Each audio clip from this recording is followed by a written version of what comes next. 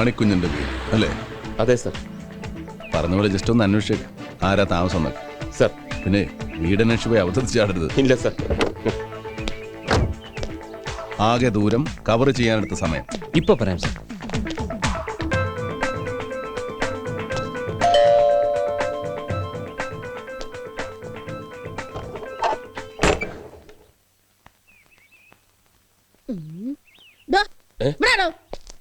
ആരാ എന്താ?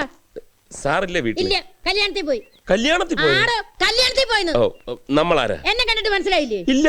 ഞാൻ ഈ വീട്ടിലെ വേലക്കാരിയാ, മറിയക്കുട്ടി. ഓ, കേട്ടിട്ടുണ്ട്. മറിയക്കുട്ടി. എന്താ കാര്യം? മറിയക്കുട്ടി, എന്തോ?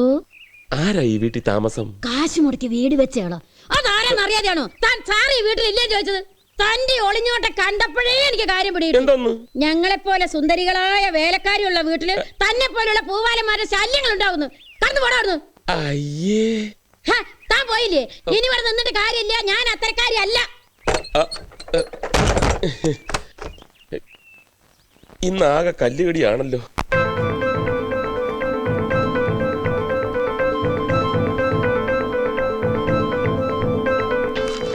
ഇരണിയിൽ നിന്നും നാദാമംഗലത്തേക്ക് കൃത്യം 27 കിലോമീറ്റർ. ഇടക്ക് നിർത്തിയതും മറ്റും കിഴിച്ച് 38 മിനിറ്റ് എടുത്തു നമ്മൾ ഇരണിയിൽ നിന്നും നാദാമംഗലത്തെത്താം. അന്ന് റോഡ് ഇതിനേക്കാൾ മോശം. കൂടാതെ രാത്രി 8 മണി കഴിഞ്ഞ് കടത്തില്ലാത്തതുകൊണ്ട് 8-10 കിലോമീറ്റർ കൂടുതൽ യാത്ര ചെയ്താണ് അലക്സ് നാദാമംഗലത്തെത്തിയത്. റൈറ്റ്? അന്ന് ഇത്രയും ദൂരം കവർ ചെയ്യാൻ കുറഞ്ഞ 50 മിനിറ്റെങ്കിലും അലക്സ് എടുത്ത് കാണും.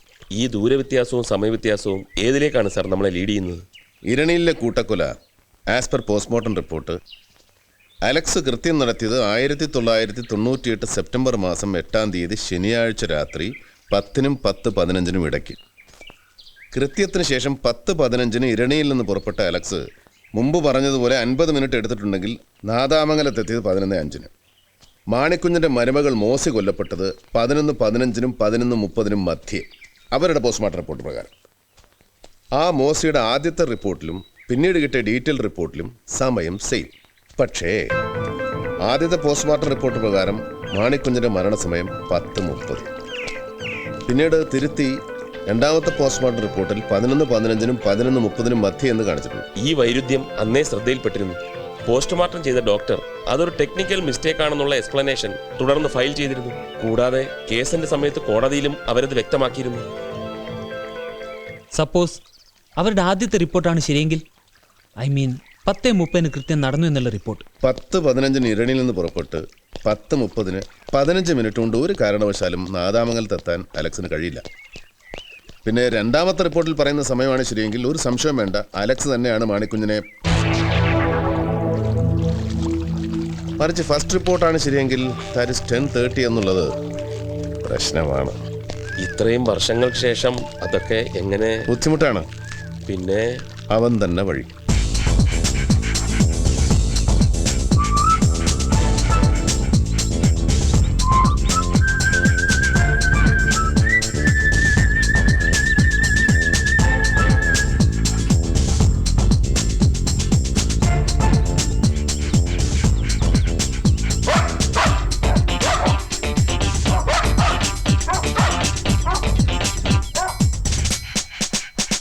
ഇവൻ ഏതാ ഇനം? ജർമ്മൻ ഷെപ്പേർഡാ.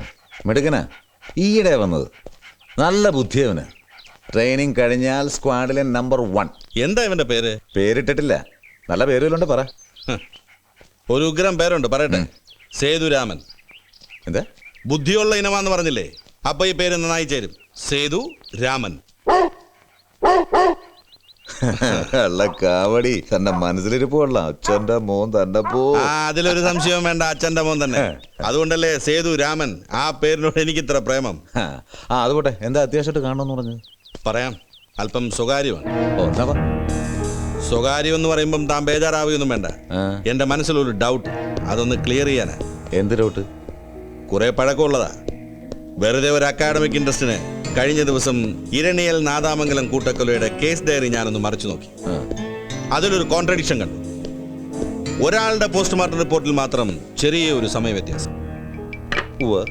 മാണിക്കുഞ്ഞിന്റെ റിപ്പോർട്ടിൽ അതൊരു മിസ്റ്റേക്ക് പറ്റിയതാ. സർജൻ എന്റെ എക്സ്പ്ലനേഷൻ തന്നിരുന്നു. ആരായിരുന്നു അന്ന് സർജൻ? എന്റെ ഓർമ്മ ശരിയാണെങ്കിൽ ഡോക്ടർ വിജയലക്ഷ്മി, പോലീസ് സർജൻ.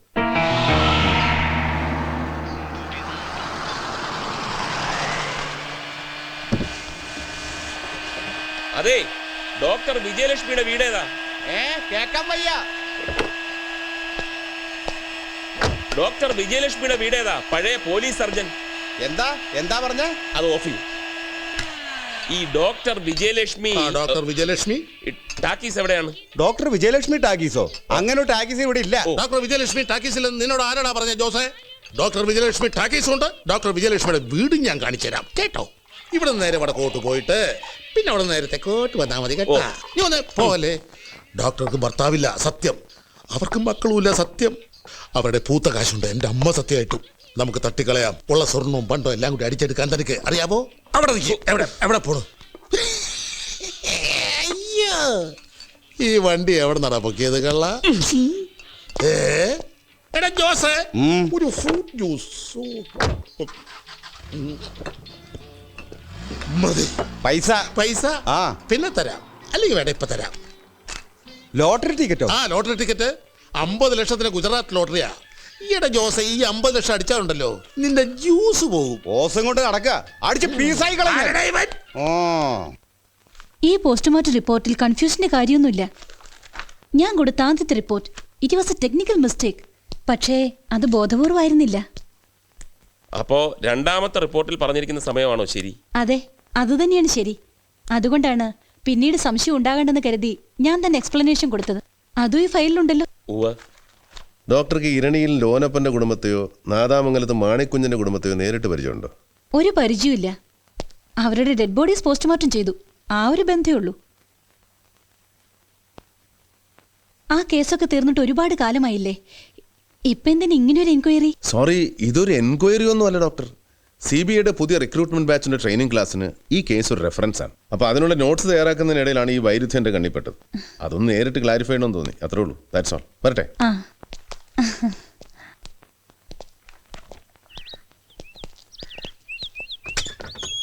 സംസാരം കേട്ടൊരു ഡോക്ടർ ജെനുവിൻ ആണെന്ന് തോന്നുന്നു. സാറിന് എന്ത് തോന്നി? വരട്ടെ, പറയാം. എൻ്റെ പോക്കറ്റ് ഡയറി മറന്നു തോന്നുന്നു. വന്നിരുന്നു. ദേ ഇപ്പൊ പോയതേ ഉള്ളൂ. ഇല്ല, ഞാൻ നന്നായിട്ട് പ്രസന്റ് ചെയ്തത്. സംശയം തോന്നി കാണില്ല. നല്ല പെരുമാറ്റമായിരുന്നു.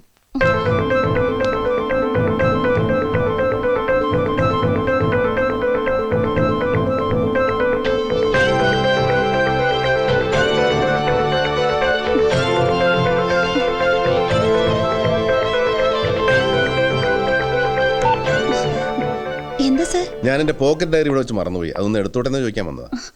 Please. Thank you for everything. വരട്ടെ.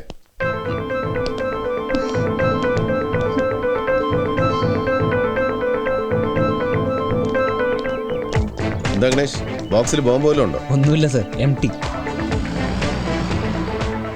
ഞാൻ പ്രതീക്ഷിച്ചത് തന്നെ സംഭവിച്ചു. ഡയറി മറന്നു എന്ന് പറഞ്ഞപ്പോഴേ എനിക്ക് തോന്നി അത് മറന്നതല്ല, ഒരു കെണിയാണെന്ന്. എനിക്ക് ഉറപ്പുണ്ടായിരുന്നു.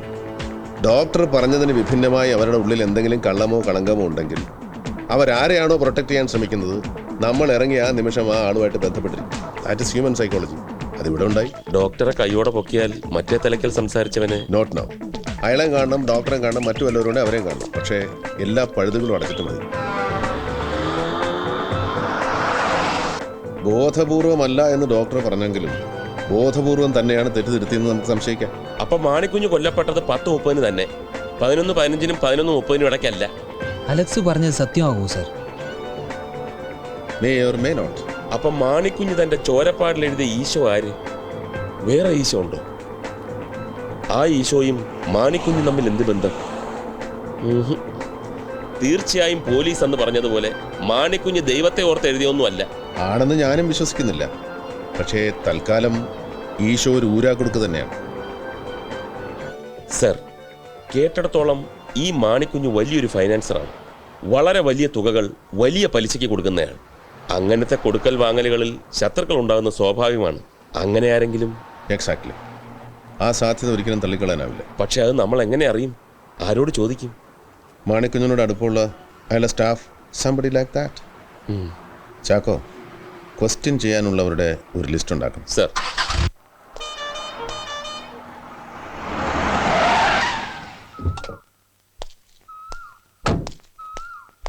എടോ, എത്തിയടോ വർക്ക് അവരെത്തി.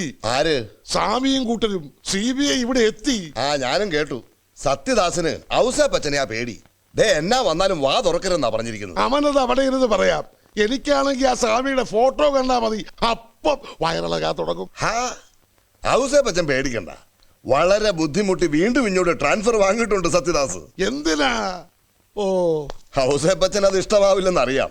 പക്ഷേ ഈ സമയത്ത് അവൻ ഇവിടെ ഉള്ളത് നമുക്കൊരു ബലവാ.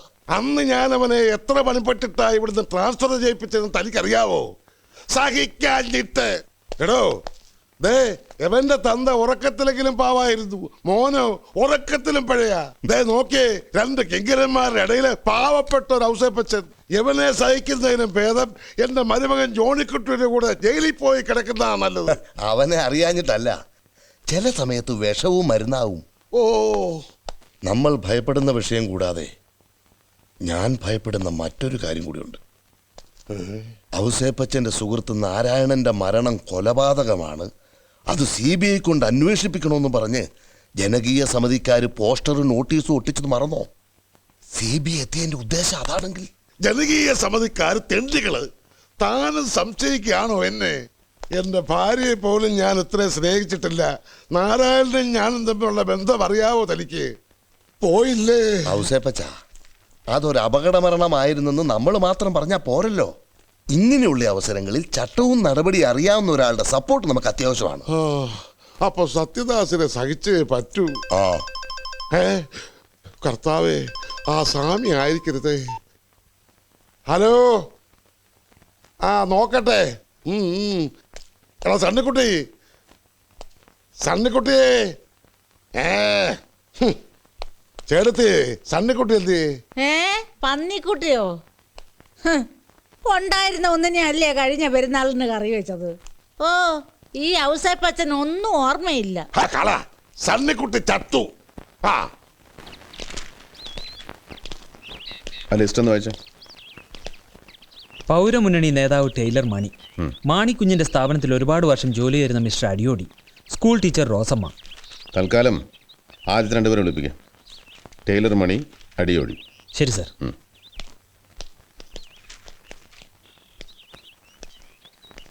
ആ ഗണേഷ്. ഹലോ. എന്താ ഇത്ര മറവി? സോറി.